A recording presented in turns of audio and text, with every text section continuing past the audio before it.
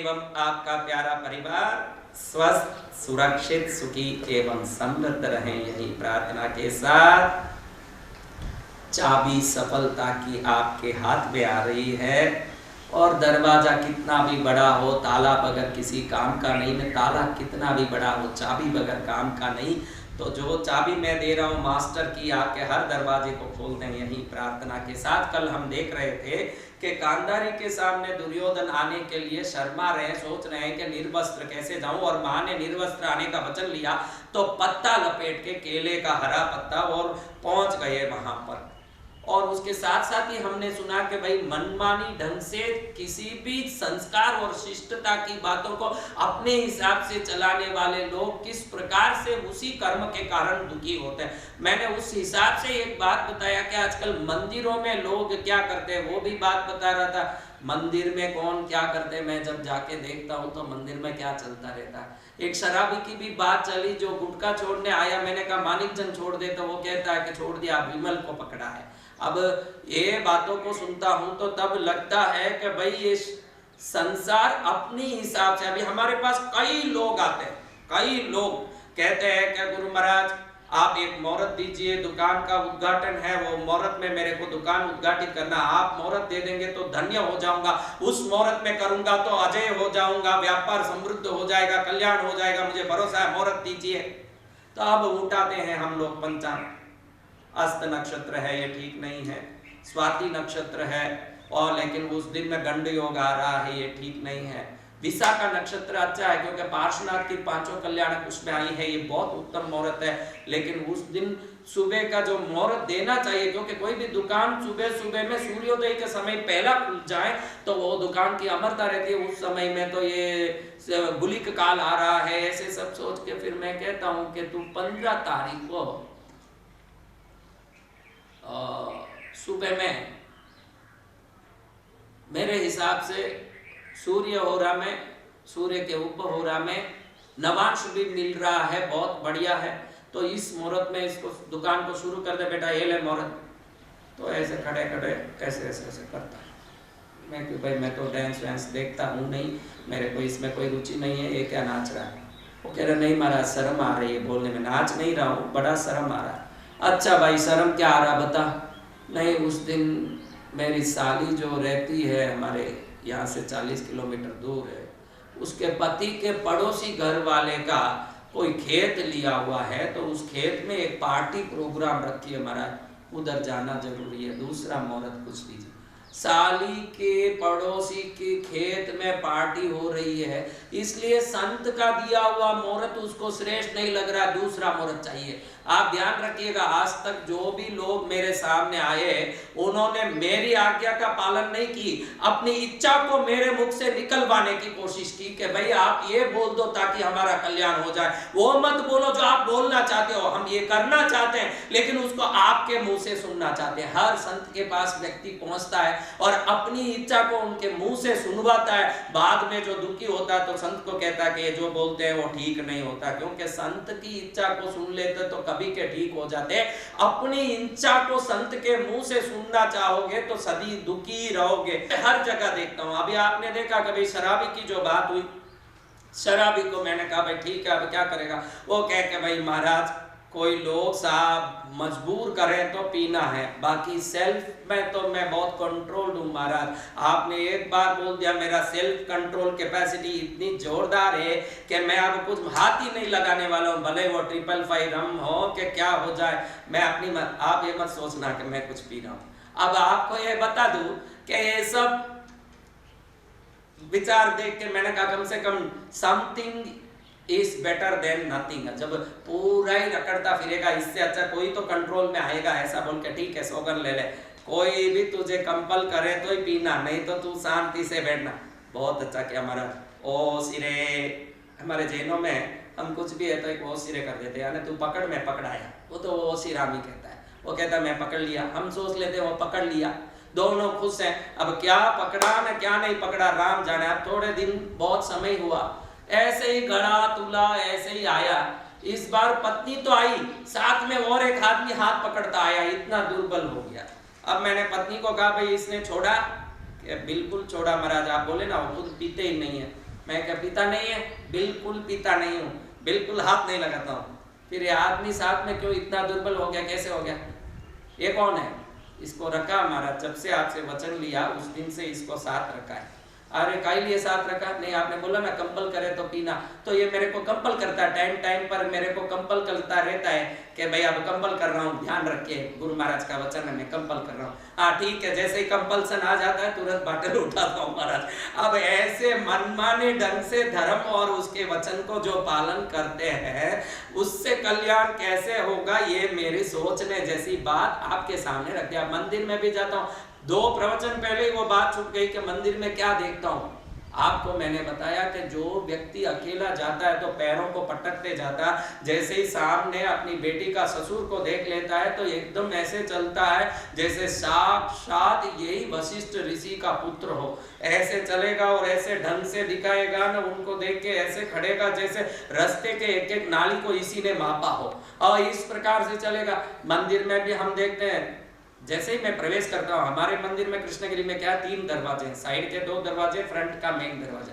मैं इधर आश्रम से निकलता हूँ तो साइड दरवाजा नजदीक पड़ता है, हरदम साइड से जाता हूँ, और लोग जो बैठे रहते हैं उनका दिमाग मेन दरवाजे से लगा रहता है। तो जैसे ही मैं घुसता हूँ उनको मालूम नहीं पड़ा कि कोई घुस रहे, लेकिन मैं देख लेता हूँ। जब वो अंदर घुसता हूँ तो देखता हूँ हमारे में क्या, जैनों में ऐसे बैठ करके ऐसे प्रभु के सामने प्रार्थना करने का एक विधान है। अब ऐसे बैठ करके वो एक आदमी ऐसे ऐसे ऐसे ऐसे करता रहेगा, और जैसे प्रभु के साथ झूला खेलता हो ऐसे बैठ के आराम से वो कुछ बोलता रहेगा। और एक जाप करने वाले को मैं देखूं, पास में कोई जाप कर रहे हैं तो वो भी बैठ के ऐसे नमो अरिहंताणम, नमो सिद्धानम, नमो आयर्यानम, नमो। बीपी जो हाईएस्ट लेवल पर आ जाए वो भी ऐसे चक्राता नहीं होगा, ऐसे एक चक्कर खाते ऐसे इस प्रकार से बैठे होंगे कि पूरा चक्कर, उनके जीवन का पूरा चक्कर उनका हाथ में आ गया हो। इस प्रकार से आलड़ा दलड़ा करते रहेंगे। जैसे ही मेरे को देखा, देखिए अब वो कैसे जाप कर रहा था, मैं घुसा और वो नहीं देखा, तब कैसा था वातावरण। नमो अरिहंता, नमो सिद्धा, नमो आयर्या, नमो ओझाया, ऐसे करना। जैसे ही मुझे देखा, देखिएगा जैसे ही मैं घुसा, घुसते ही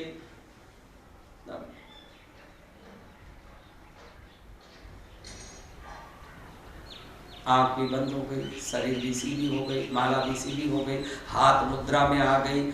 ये जो माथा कुचल रहा था, ये जो पीठ रपेट रहा था, ये लबूर रहा था, ये ऐसे ऐसे घुमा रहा था, कपड़े को ठीक कर रहा था। मैं देखता हूँ कि जिन व्यक्तियों का अपन एक काम बोले तो नहीं करते हैं, जाप के समय में एक समय में 20 काम करते रहते हैं। ये शक्ति उसमें कैसे आ जाती है ये तो राम जाने कि उस समय में कैसे आती है। जैसे ही मुझे देखा ऐसे सीधा हुआ, मैं मन में सोचता हूँ कि इतना सीधा ये ईश्वर मुझे देख रहे हैं, मैं उनकी जाप कर रहा हूँ, ये जागृति के साथ हो जाता तो इसका जाप तो कभी का सिद्ध हो जाता। सिद्ध तो इसलिए नहीं हुआ कि हम जैसे चवन्नियों को जितनी इज्जत दी जा रही है उतनी इज्जत ईश्वर के सामने बैठ के उनको भी नहीं दी जा रही है। तो कैसे होगा? क्योंकि उसको पत्थर मान के बैठा है कि पत्थर के सामने बैठे हैं, कुछ भी करो। हम जैसे लोग पहुंचा रहे, गुरुजी देख रहे हैं, गुरुजी देख रहे हैं तो अच्छा थोड़ी लगेगा, सीधा हो रहा है। गुरुजी नहीं, गुरुजी के बाप परमेश्वर देख रहे हैं। ये विचार सब जगह आ जाएगा तो तुम्हारा उद्धार तो पहले ही हो जाएगा। हम क्या है कि किसी जगह कुछ एक्टिंग करते हैं ना, किसी जगह कुछ एक्टिंग करते हैं, और यही एक्टिंग हमारे जीवन को दुख देने वाली बन जाती है। हर जगह जागरूक रहना सीख लोगे कि भाई मैं हर जगह समान रहूंगा, ये आ जाएगा तो आपकी सफलता को कोई नहीं रोक सकता। घर में वैसे ही रहो जैसे बाजार में हो, घर में वैसे ही रहो जैसे संसार में रहो। इसलिए ये नहीं कहता हूं कि बाजार में जाग रहे हो तो घर में जागो, सोने के समय पर सोओ लेकिन जागृति के साथ सो, खाने के समय पर खाओ जागृति के साथ खाओ। क्योंकि होटल में कभी बैठे हो, पास में 4 लोग बैठे हैं तो कैसे खाते हो, वो सब आदत आपको बताओ ना। कई लोगों को मैंने देखा है कि इधर मुंह पर 2 उंगली डाल के ऐसे करेंगे, क्योंकि बात कर करके या पानी साइड में आ जाती है तो ये पानी के साथ साथ गंदगी धीरे धीरे यहाँ जमने लगती है। इसका ऐसे करेगा, कोई देख रहेगा, ऐसे करेगा, ऐसे करेगा। ये एक आदत आप कई लोगों को ये देख सकते हैं। 100% वो यहाँ हाथ डाल के यहाँ ऐसे करते हैं। और 100 लोग बैठे हो तो बड़ा विवेक से बैठेगा। ये विवेक हर जगह अकेले में और सब जगह आ जाए तो ये विवेक ही पहला सफलता। क्योंकि मैं ये कहना चाहता हूं कि पहनावे से लेके, भोजन से लेके, चलने फिरने से लेके, सोने तक की दैनिक के जो जीवन है, दैनिक जीवन जो है, उसमें अगर जागृति आ जाती है तो एक प्रकार से आप सक्षम होते जाते हो और आप एलिजिबल होते जाते हो, योग्य होते जाते हो कि आप सर्वोत्तम बन सकते हो। आप छोटी छोटी चीजों में ही अपने को संयमित नहीं कर पा रहे हो तो सफलता रूपी बृहद शक्ति आपके अंदर प्रवेश करे कैसे करेगी, ये मेरा सोचना है। इसलिए ये बात को तो मुझे कहना ही पड़ रहा है, आप सुन लीजिएगा। अब हम देखते हैं कि दुर्योधन जब पत्ता लपेट के गांधारी के सामने पहुंचा, गांधारी को मालूम भी नहीं कि बच्चा पत्ता लपेटा हुआ। उसने पूछा, बेवत्स तू आ गया? माता मैं आपके सामने खड़ा हूं, बेटा ध्यान रख, मेरे आंख के सीधे खटना, मेरा आंख की ऊर्जा को मस्तक घुमा के देखने जितनी भी मुझे उसमें कोई डाइवर्शन यानी कोई फेराव नहीं लाना है। जैसे ही आंख खोलूं सीधा तू ही दिखना, क्योंकि ऊर्जा सीधी जाती है तो एक असर करती है, ऊर्जा तिरछी जाती है तो एक असर करती है, ऊर्जा नीचे जाती है तो एक असर करती है, ऊर्जा ऊपर जाती है तो एक असर करती है। ध्यान रखना, ऊर्जा जिस दिशा में जाती है उस प्रकार की शक्ति लाती है। इसीलिए हम 10 दिक्पालों की पूजा भारतीय संस्कृति में सभी लोग करते हैं, भले बुद्ध धर्म के हों, जैन धर्म के हों, सनातन धर्म के हों, 10 दिक्पालों को अलग मानते हैं और 10 दिक्पालों को हम अलग से आकृति, रूप, वाहन, वर्ण दे करके पूजते हैं और उस दिशाओं से आने वाली शक्ति को अलग अलग मानते हैं। इसका कारण है कि वो दिशा उस प्रकार का प्रभाव करेगा जिस दिशा का तरंग जिस दिशा में आ रहा है। ऊर्ध्व दिशा में ब्रह्मा है, यानी क्रिएशन जब ऊपर से कोई चीज नीचे आती तो होता है। पाताल में नाग रखा है क्योंकि नीचे से कोई चीज ऊपर आती है तो उसमें जो जहरीला तत्व है वो रह जाता है ना, अमृत तत्व ऊपर आता है। इसलिए नीचे के जो दिक्पाल है उसको हमने नाग के रूप में रखा, जिसके मुंह से विष तो निकलता है, जिसके आशीर्वाद में अमरता है।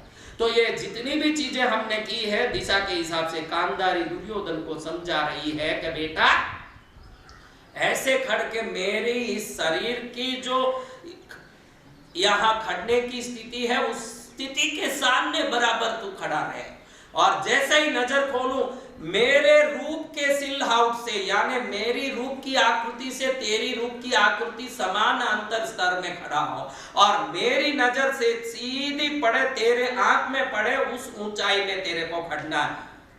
गांधारी ने पूरा विज्ञान, धर्म, शास्त्र और सम्मत उपनिषदों का तत्व का पूरा सार लेके अपने बेटे को अजय बनाना चाहा। उसने ऊंचाई भी ऐसी रखी जो उसके आंख के सम स्तर में हो, शरीर को ऐसे खड़ाया जो शरीर के सम स्तर में हो और खुद भी ऐसी खड़ी जिससे वो बच्चे पर उसकी पूरी ऊर्जा का प्रयोग हो। लेकिन बेटा था ही ऐसा, ध्यान रखिएगा, कृष्ण ने, बुद्ध ने, महावीर ने, संसार के हर महापुरुष ने गांधारी बन के इस मानव समाज को पुत्र की अजयता की प्राप्ति की चिंता करने वाली उस गांधारी की तरह ही सदा हम सबको अजय और अमर करने की कोशिश की। हम ऐसे थे जो उसको हर दम केले का पत्ता लपेट के खड़े होने वाले दुर्योधन की तरह खड़ा होकर के उस अजय अमरता में कोई ना कोई खुद ही बाधा पहुंचाई। अब ये जाकर के खड़ा हुआ, इसको मालूम भी नहीं, इसने हर बात बोली तो उसने बोला हाँ माता जी, हाँ माता जी। इसको मालूम ही नहीं पड़ा कि ये पत्ता लपेट के खड़ा हुआ है, क्योंकि ये ऊर्जा एक ही बार ही प्रवेश करना था ना, एक ही बार इसका प्रयोग होना था, क्योंकि समेट के रखा हुआ सभी ऊर्जा को एक बार में निकालना था, बाद में दूसरी बार सोच के भी कुछ होने वाला नहीं था। गांधारी ने अपने पति को पहले प्रणाम किया, अगर मैं पति को मानने वाली सती हूँ तो मेरे एक आंखों से दिव्य शक्ति पहुंच के मेरे पुत्र को अजय योद्धा बनने की ताकत देने वाली दिव्य शक्ति प्रदान करें। बड़े भाव से प्रार्थना की अपने इष्ट को, अपने वंश के देवताओं को, कुल देवताओं को, बड़ा उसने अंतर में बड़े प्रेम और शक्ति भाव से इस कार्य को संपन्न करके जब अपने आसपास के सभी जितने भी दरवाजे पर खड़े हुए सेना वीरों को निकाल दिया, दरवाजे सब बंद कर दिए, सभी तरफ के दरवाजे बंद हुए।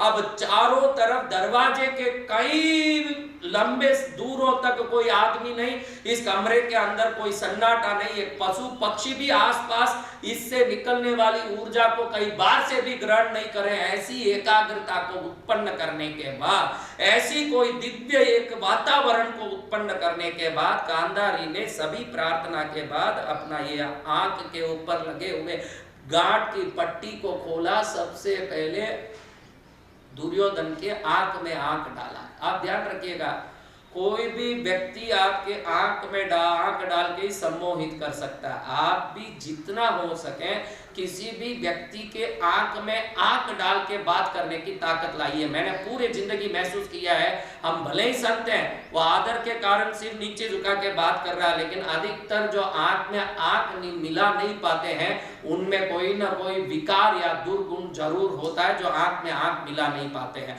और गुरु का आंख क्यों ना हो, जो आंख में आंख मिला लेता है वो गुरु की कृपा भी प्राप्त कर लेता है, उसको वो पुण्य प्राप्त हो जाता है। हर एक को वो पुण्य प्राप्त नहीं होता और हर आदमी वो कर नहीं सकता। सबसे पहले अगर सफलता की सीढ़ी में चढ़ना चाहते हो तो आपको दोनों आंखों को सीधा दर्पण में रोज 5 मिनट पर देख करके खुद को खुद देख के स्व सम्मोहन का प्रैक्टिस पहले शुरू करना पड़ेगा। जो स्वयं को सम्मोहित करके वश में कर लिया, भगवान महावीर वही तो कहते हैं, जो खुद को वश में कर लिया वो महावीर हो गया, संसार को वश में करने गया वो संसार का एक प्राणी मात्र रह गया। स्व सम्मोहन में सबसे बड़ा चीज है स्वयं को दर्पण में देखना। 5 मिनट तक नहा धोने के बाद जब हमारी शरीर की ऊर्जा बिल्कुल पानी के उस स्राव से एकदम शुद्ध और ताजा हो गया, उसके बाद 5 मिनट तक खुद को टकाटक देखते रहे। अगर पलक झपक रहा है तो झपके, वो कोई बात नहीं, लेकिन खुद अच्छे से मजबूती से देखे।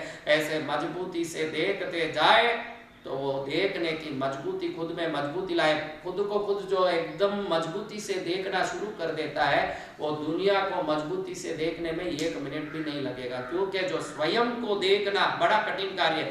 पूरा दिन दुनिया को देखते हैं, बाल संवारना हो, पाउडर लगाना हो, कोई जरूरी काम हो तो 5-2 मिनट में दर्पण में पुरुष का काम और थोड़ी देर में स्त्रियों का काम खत्म हो जाता है। लेकिन टकटकी लगा के जो देखता है वो स्व सम्मोहन पूरी दुनिया को वश में करने की ताकत रखता है।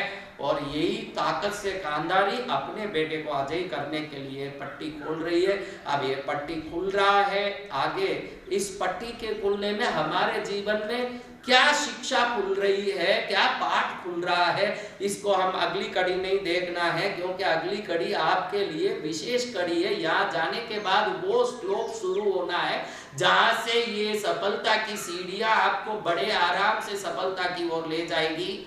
आप जो चाहो ना इस दुनिया में, मेरी इस बात को पकड़ के, उपाय को पकड़ के पाके ही रहोगे, क्योंकि मैं ऐसी चीजें भी बताऊंगा, ऐसा कोई वस्तु भी बताऊंगा जो आपके पास आएगी और आपको सफल कर देगी। गांधारी की दृष्टि दुर्योधन पर कैसे पड़ी और दुर्योधन की मनमानी दुर्योधन को कैसे अपने ही जीवन की सफलता से रोक लाई, इसको हम कल देखेंगे। जब तक के लिए सफलता की चाबी को आप हाथ में थामे रहिए और इसी चाबी से सफलता का द्वार खोलने का प्रयास शुरू कीजिए। जय मां पार्श्व पद्मावती।